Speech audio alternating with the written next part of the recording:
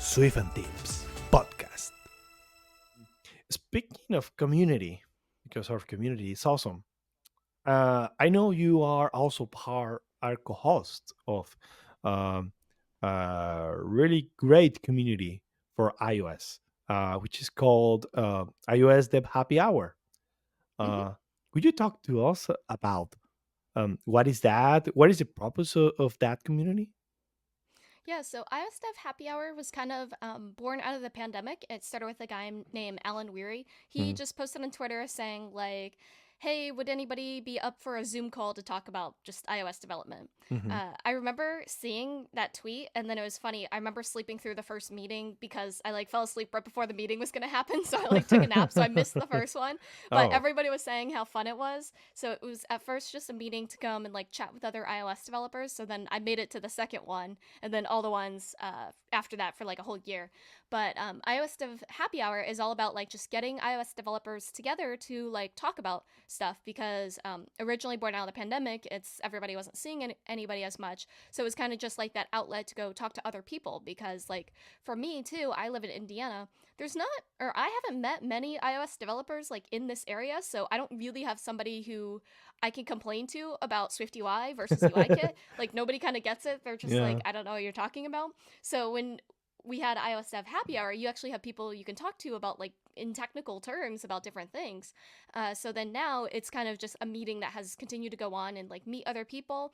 But then also now we share stories about how people got their first job in iOS development, and that was one of the things that also started from the beginning too.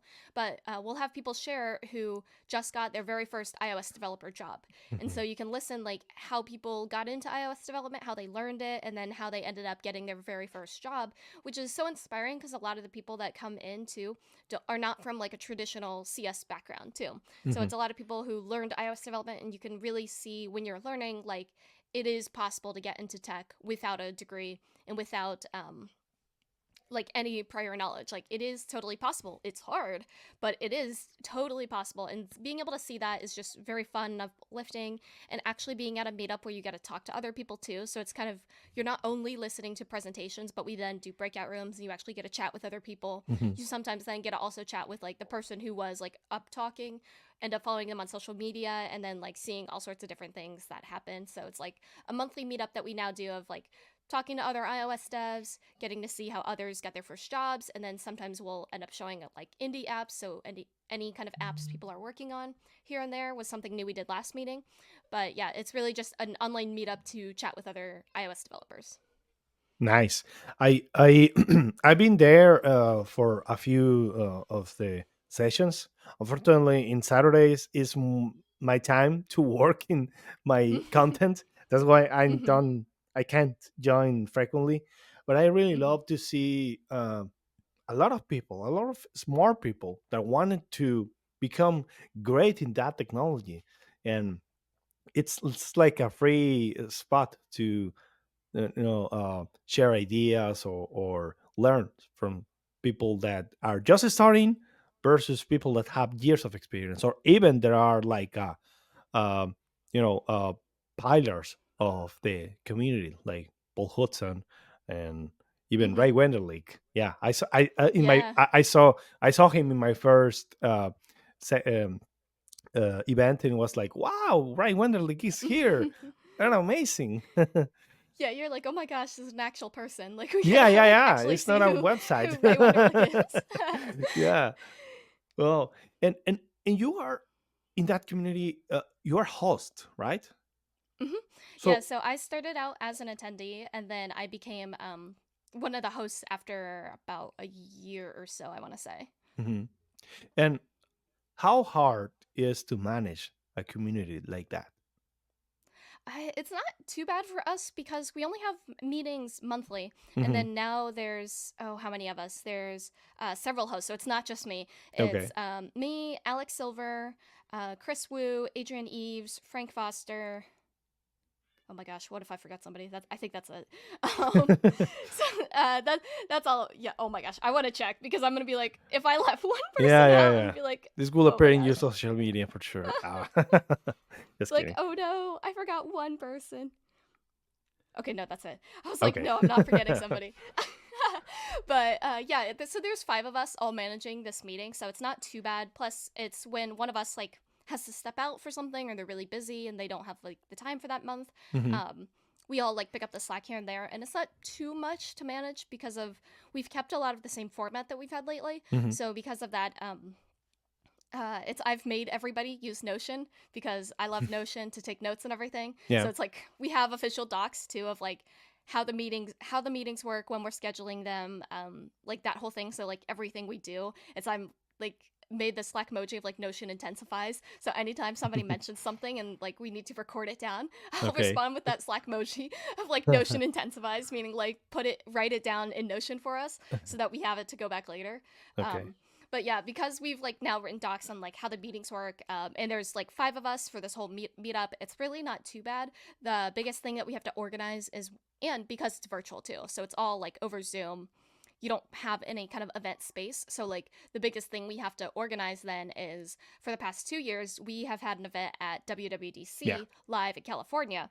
And so that takes significantly more logistics to actually Hmm. do rather than online monthly meetups, because online it's kind of like you just make a Zoom meeting and like tell people about it.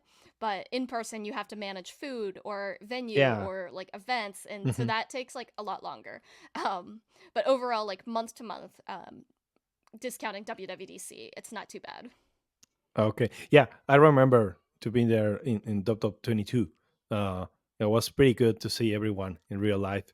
And yeah, for sure, yeah, managing a real life event is way harder, because all the food and all the things that you need to drive. But I Hmm. actually have a question because when when I joined, I will talk about the real event, but I'm talking in general about the Zoom meetings. Um, when I joined, I remember, to not knowing everyone, and it was like, okay, let's make good friends here. But I mean, to be honest, I was like a little bit nervous because it's like, I mean, a It's a lot big of, meeting. yeah, yeah, it's a big meeting, and also because I know a lot of people in social media that I'm here that are really really active in the community, and then you are seeing them in real life. And for some people could be, if especially if we are introverts like me, Hmm. it's hard, to start a conversation. I mean, what do you recommend if someone is hearing right now, and um, they want to join to these events, kind of events? What do you recommend, how to start making friends or collaborate together? Hmm. I think it's totally fine to join a meeting and kind of just lurk, basically, Mm, because it's, yeah, every month we have at least like 100 people that join. So it's like 100 people are on this Zoom call. yeah. Um, so I am extroverted, so for me it's not as scary. Plus, I've done like conference talks and all sorts of stuff. So like it's not as scary to me, but what I recommend though to other people, because it's like just not my personal experience, but Yeah. like what I recommend to other people though and what I've seen is it's totally fine to kind of just join the meeting and not say anything. Hmm. Or like once you get into a breakout room, because we do have you like sort of choose breakout rooms, sometimes by topic or sometimes it's random. And so I think it's like totally fine to just be in the meeting and not participate yet, just because you're nervous and you don't want to yet. Hmm. Just nervous what to say, nervous like who to talk to. Um, Sometimes like breakout rooms will like everybody will go around and intro themselves. It kind of depends because that like actually takes a really long time when you have like 10 people in a room. Yeah. But it's kind of like you can just lurk and like just be there, either have your camera on or off. That's totally fine. When you just have your camera off, you can just kind of be in the meeting and be there, but like you don't feel like saying anything yet. That's Hmm. totally fine. And then like the next time you join the meeting, you could then like turn your camera on, for example. So that's Hmm. kind of like taking it one step at a time, as opposed to like immediately turning your camera on and like Hmm. talking all the time, Yeah, yeah, because like that's way more scary, I think. But that's, I think, a good way to get started. And then say for example you just joined the meeting, you didn't turn your camera on, you just kind of like remember some of the people here and there, what they mentioned in a breakout room. You could then follow them on social media. You could either DM them privately or like tweet or something at them, like publicly, just saying, oh hey, like love talking to you at iOS Dev Happy Hour, or just yeah. DM them being like, oh, I'm really interested in your project, I really liked how you explained something, and then that can either just start and spark like a conversation between people of just like getting to know somebody and like taking sort of baby steps as opposed to like full blast going like and talking like Hmm. immediately in your very first time being there. It's you can take it like step by step, and that's totally fine. And we're like open to people who do want to talk and people who kind of just want to sit in the background and just like absorb the meeting itself, because it's like it is 100 people. It is kind of overwhelming from the first time you like everyone loads into the meeting at once. Yeah, especially for that kind of people that are pretty. So some of them are pretty strong engineers, so they can be intimidating. But I like Mm-hmm. that the approach is like, don't go with everything at the first session. Maybe if you need your time, your space, yeah, you can just put in your microphone off and camera. But Mm-hmm. over time, you can do the steps. So yeah, I pretty Mm-hmm. love that way of doing things. So awesome. So we will leave the links if they want to join to iOS Dev Happy Hour. Is that okay? Yeah. Yeah. It's as well too. It's just iOSDevHappyHour.com Hmm. is the URL to go to as well. And then that has a link to all the different social medias we have for that account as well. Hmm. But yeah, we'll put them in the podcast notes for sure too. Yeah.